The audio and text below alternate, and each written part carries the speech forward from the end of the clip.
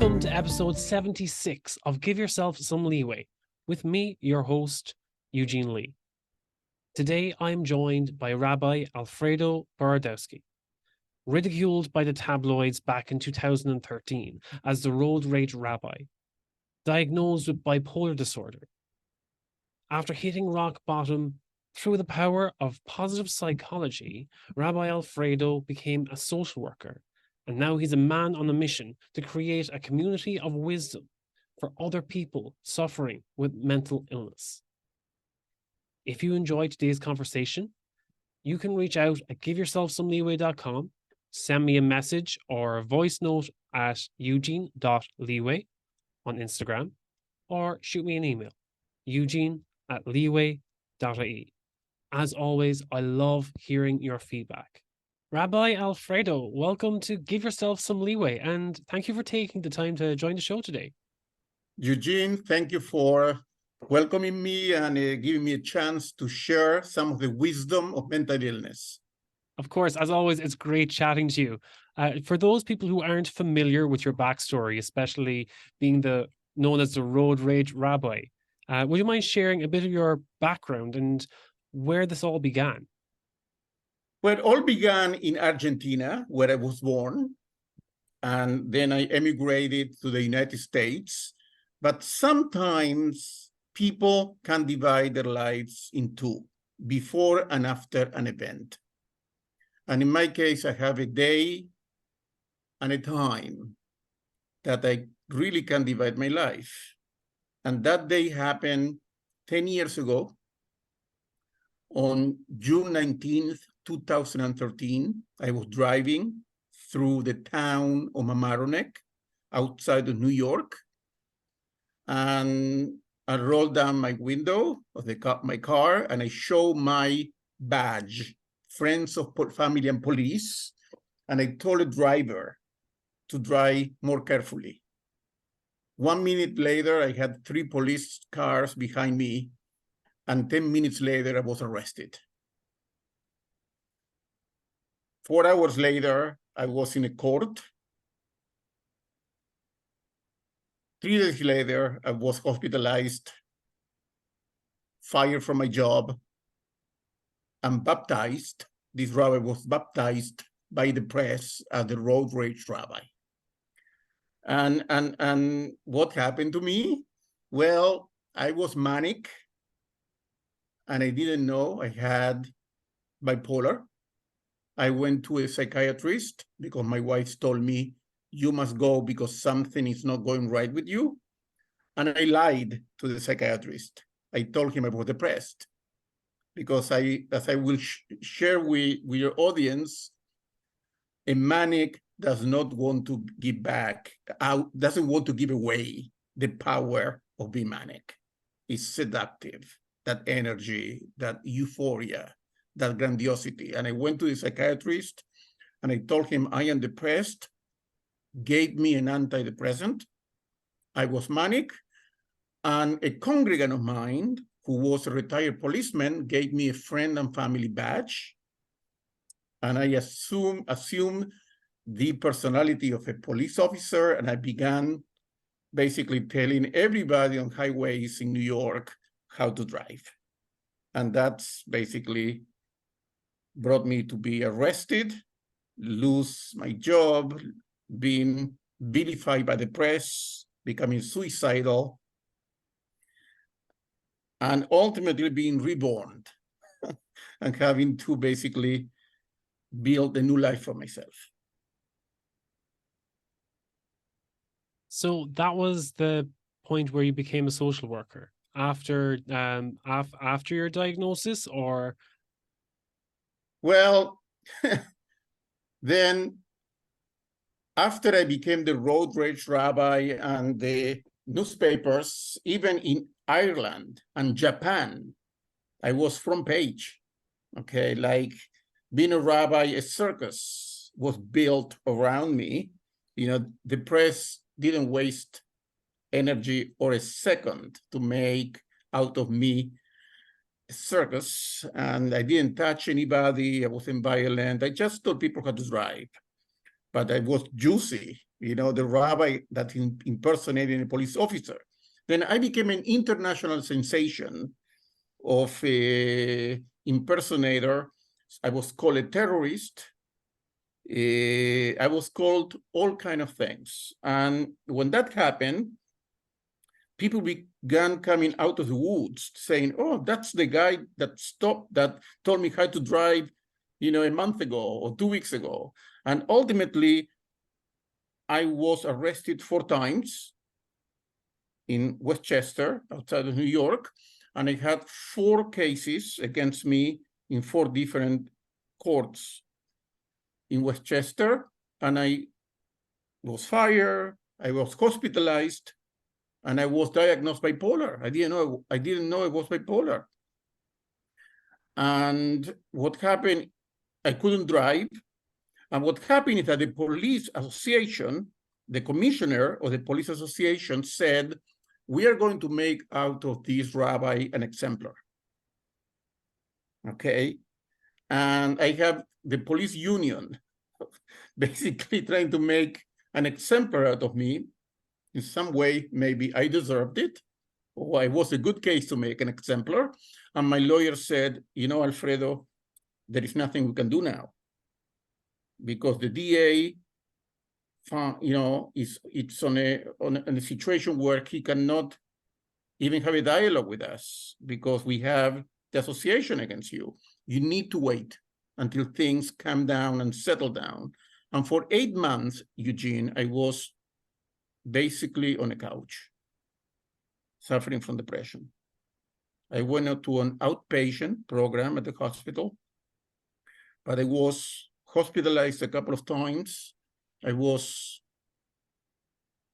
basically suspended in time, in darkness, on a couch, feeling that my journey was over, that I had nowhere to go and nothing to expect and no future. And one day, I went up to my study and something happened.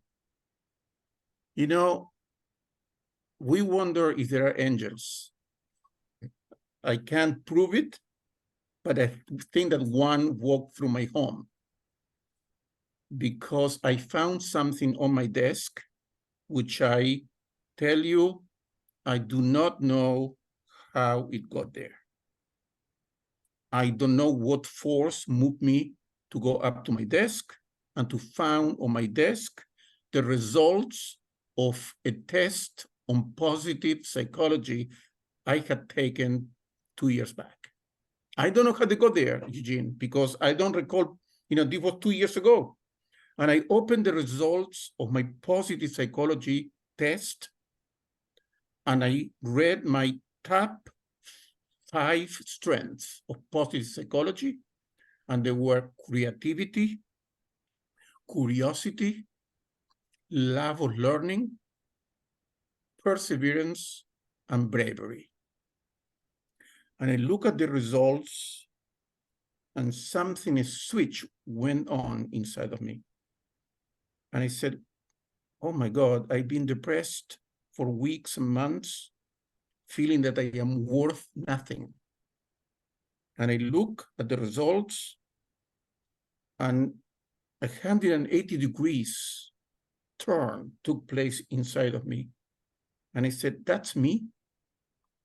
I had forgotten who I was. And a week later, with the results of positive psychology, I applied to social work school. And by the way, all of them rejected me. Okay. And some of them found out that I had been arrested, and I didn't go and tell them, hey, by the way, I am Rabbi Alfredo, want to come to social work school, but I was arrested a couple of months ago, because in some ways, it's nobody's business. I wasn't a criminal in terms of I didn't kill anybody, and I was not sentenced. Then, hey, I don't have to go around telling you I was arrested, okay? And a couple of them found out, and they brought me, by the way, to the school, and they said, they accused me of lying. Okay, clearly they did not accept me to school. But one school accepted me. I told them, by the way, after they knew my story. I went actually to each professor I had during social work school, and I shared my story. And I shared it many times with the students. And by the social work students are, compassion, walking compassionate people. And I became a social worker, and I was depressed at a point. But using my strength from positive psychology kept me going. And at the end, Eugene, I was awarded there is a prize that they give, an award they give to the most inspiring student. And through my perseverance and creativity and love of learning, I was awarded that recognition. And I tell you, I have a PhD, I have a law degree. I don't hang my diplomas on the wall. I'm not that kind of person. The only thing I have at my home that you can see is that plaque they gave me for the most inspiring person at social work school. Because that's not about knowledge. That's not about diplomas. That gave me back my life. It's about recognizing me as a person. And that's what I really treasure. And that's, by the way, with positive psychology, by reading the results of the test, brought me back to life. So this sounds like a journey of your rediscovery of yourself, being authentically you, and you, by applying positive psychology in your day-to-day life and becoming a social worker, it was very much recognized how much of an impact you could have on others. Again, which made you the most inspiring student in the class. So just for people who aren't familiar with positive psychology, what does positive psychology mean to you? Look, positive psychology was born in 1998. The founder is a psychologist, Dr. Martin Seligman, who at that time was the president of the American Association of Psychologists, one of the most prestigious positions you can have. And Martin Seligman asked an obvious question that actually had not been fully explored. He said, look, psychology as we know it explores what is not working with us, trauma, neurosis. And in some way, we've done well with that. And we are helping people to overcome trauma and pain. But he said, that's not all who we are. The psyche also have good things going on. Why aren't we studying what really works in the psyche? What about flourishing? What about resilience? What about courage, perseverance, gratitude? I mean, what about the good things going on in the mind? We had not written papers. We had not done experiments. And he created positive psychology, which is a psychology that studies, that explores how to have a flourishing life. And papers began being written about, what is to have a meaningful life? What are the strengths that we use? Okay? And they came out with a list of 24 strengths, which are found across cultures and across times. And every person has those 24 strengths. Every person. We do not use them in the same way. I mentioned the top 5 I have, okay? And you, Eugene, may have a different top 5, okay? But what we know from experiments is that 2/3 of people are blind to their strengths. People do not know their strengths. It's amazing. Imagine you have a leak at your home, a pipe has bursted, and your basement is flooding, and you call a plumber, and the plumber comes to your home but doesn't have a toolkit, didn't bring any tools. Okay, that's who we are.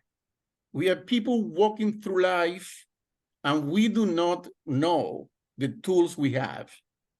And what positive psychology is doing is giving people the awareness of the tools they have. And studies show that just by knowing your tools, just by knowing your strengths, you have 9 times more chances of flourishing. And by applying your strengths, you have 18 times more chances of flourishing. I get frustrated because we have all the tools today to know our strengths. And if people want to know the strengths, there is an instrument called the VIA, Values in Action, which is found at the VIA Institute. If they want to Google it, VIA Institute, and they can take the VIA, Values in Action instrument for free. For free.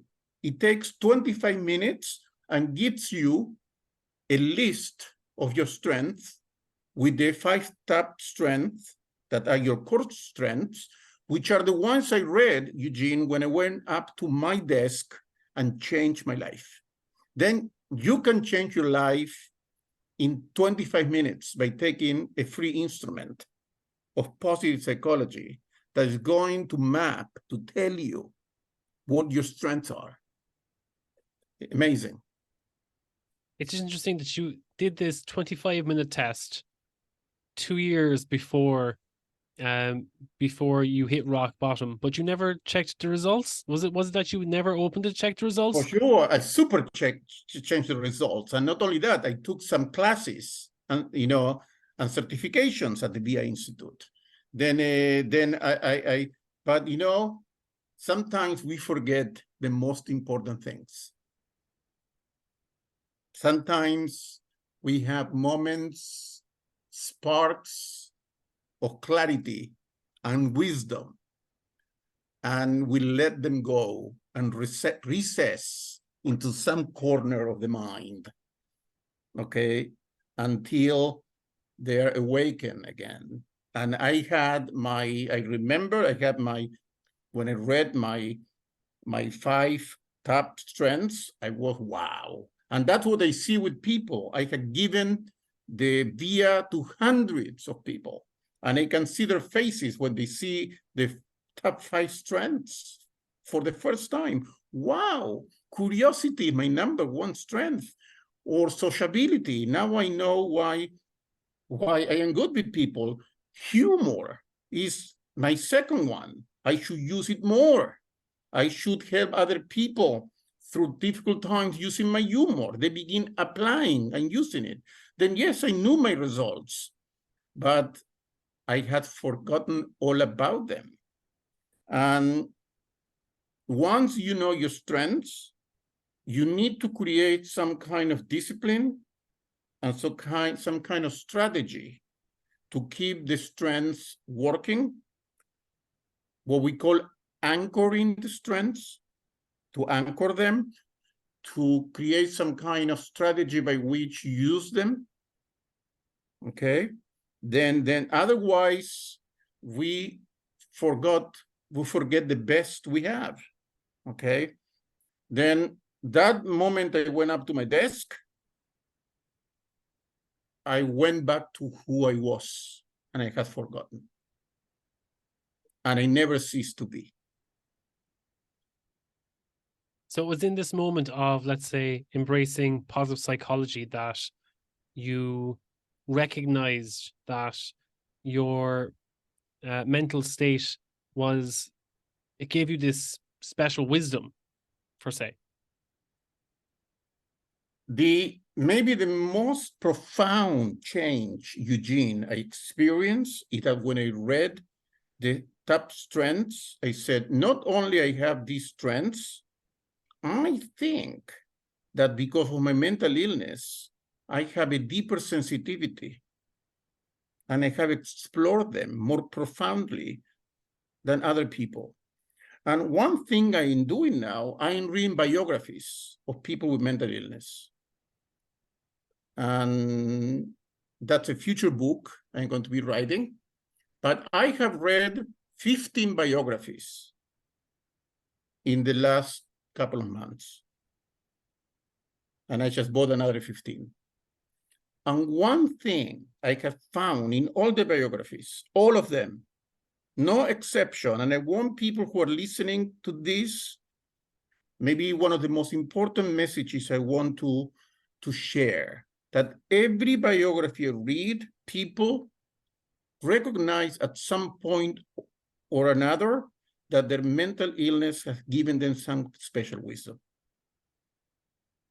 That within the pain and within the tragedy and within the difficulties and the darkness, you either dwell in the pain without substance, or you come to a point in which you say, okay, these are the cards I've been dealt with. What can I learn from it that other people cannot learn from it? Because who knows about resilience, courage, darkness, uncertainty, courage, hope, survival more than people who go through a chronic mental illness? But the illness deceits you. That's part of the illness. The illness makes you think that you are inferior to others. This is an illness that undermines your confidence. And if there is stigma, as there is, and the voice of stigma is telling you all the time that you are defective goods, damaged goods, that you're a footnote in humanity, that you're not fully human, that your mind doesn't work. And that's the message you get, and you buy into it, and life is difficult, and you feel lonely and isolated, then you are at the risk of thinking that you have nothing to offer. And what I say is that do not let your pain go to waste. If you find your strength and you make a paradigm shift and begin asking, wait a minute, because of my experience, actually I am a master at life, more than somebody who has not gone through the experience. Needless to say that maybe that no one of us would like to choose to go through pain. Then I am saying go through pain to become wiser. I don't take that deal. But hey, we are already here. Let's make lemonade.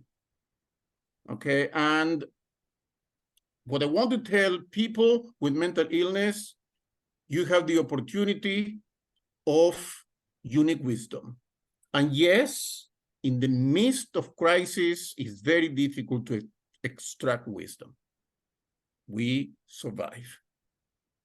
We just try to make it. But there are moments of clarity after the storm. Okay, there are moments of quiet after the storm. There are moments of reflection after the storm.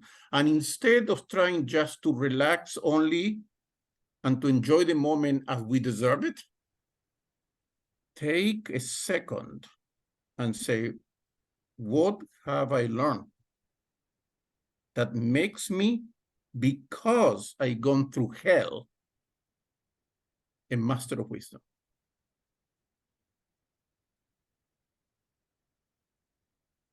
So was it from this, from recognizing this as like reframing your mental state as a place of power, was that the inspiration behind creating this community of wisdom? Then I said, look, then I said, I began asking the question of, okay, part of the, I once was at the hospital at an outpatient program, okay? It was at the hospital. We met on the afternoon from 2 to 5. There were workshops led by great social workers, very caring people. I am one of them. But I look at the workshops. One workshop was on how to avoid conflict. Okay, another workshop was on how to control your temper. Okay, every workshop they were offering was about how to avoid doing something wrong. And the assumption was that because we had a mental illness, that we were on the wrong side. And all they had to teach us is how to correct ourselves. It was about fixing us. Okay, and fixing us on our sociability and fixing us on our character. And I said, fine, we need help. But why isn't anybody asking the question to the group? You've been for a month, from 2 weeks at the ward. Deprived of your freedom, deprived of your will, spending time with each other. What have you learned about life, about the value of your freedom?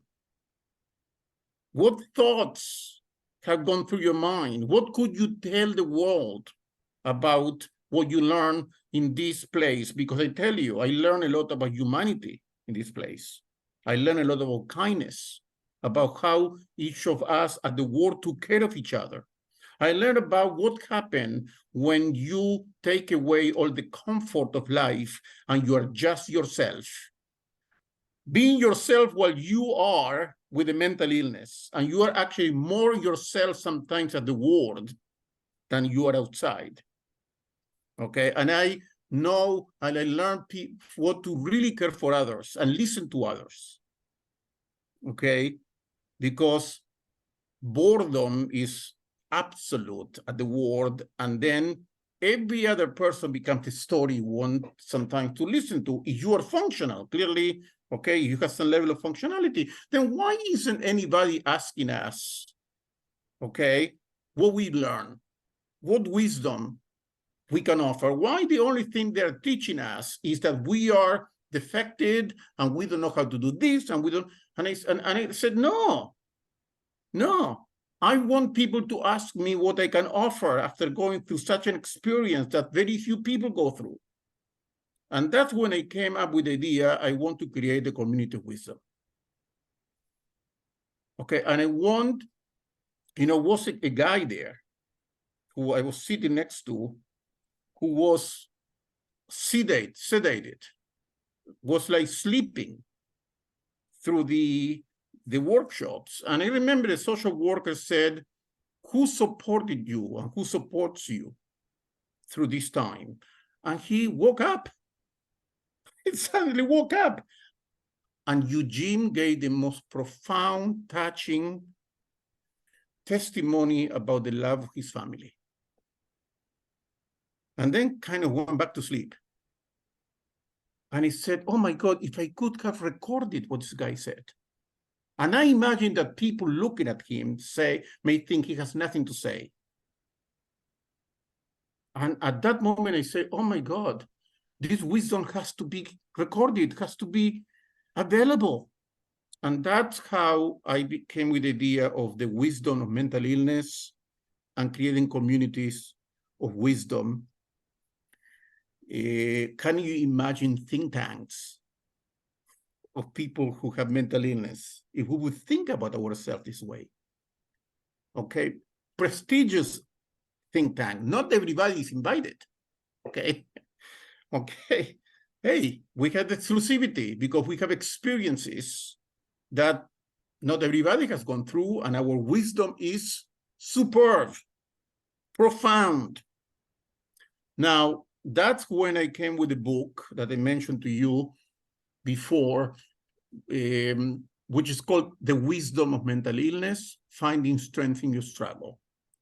And what is special about the book is that, first of all, it's free, because if I want to create and invite people to create a community of wisdom, no barriers, full participation, no constraints, then I made it free. And the book is interactive. At the end of each chapter, there is a link. People click the link, go to a site, and can share the wisdom anonymously, okay? Only first name.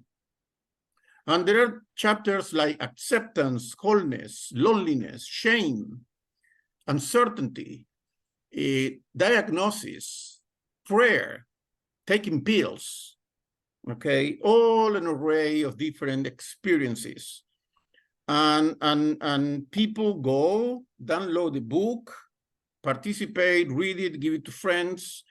The book was released a week ago, and I already have over 300 downloads, and I haven't done almost any social media, and I'm getting the most amazing wisdom. People are participating. Let me invite those who are listening, if you want to download the book for free, it's found at my website, is bipolarrabbi.com. Okay, bipolar Rabbi is 2 R's, the R of bipolar and of rabbi, and 2 B's, Rabbi, BBI. Then bipolarrabbi.com, they go there, no commitment, no demands, download it for free, and become part of a community. And let's defeat stigma, because I am a believer that we are going to defeat stigma when we go out to the world and share our wisdom. I don't like when we beg for recognition and equality, okay? We are begging nobody, okay? We are taking our rightful place around the table of society because we deserve it through our wisdom.